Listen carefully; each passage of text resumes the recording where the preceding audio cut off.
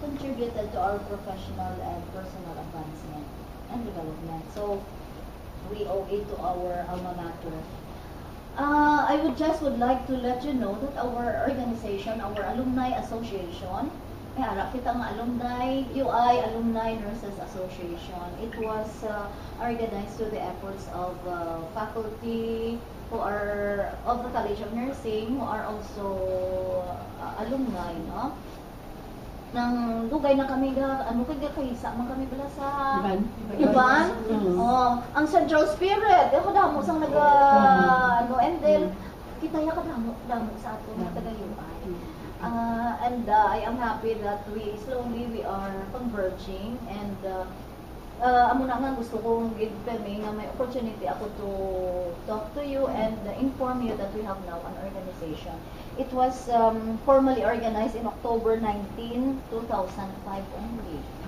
Imagine, wala 1977, it took us about 22 years to come out and unite as one. Hindi ko gani siya, hindi ko siya ganap nga, So, amo na nga, in behalf of the members and officers of our association, we always look forward to welcoming you, our members. Happy kami nga, every time may mag-ambot dere to sa ilang reunion, we know that you have not forgotten your ties with us. And with remember yung first the whole pledge ng mga alumni in 1981. Ikakilala ni nga rin. Is this the first? First.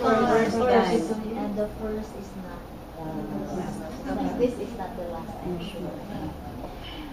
So, amo na gani nga gina-encourage yung kids sa school nang please emphasize sa aton nga mga colleagues na ang graduate na nga after graduation it is not the end of our relationship with the university, but it's the beginning of our continuous relationship. Kaya ang important po na ang takot pa siya sa kwan, although nag-catch siya symbolically with the graduation, but we always look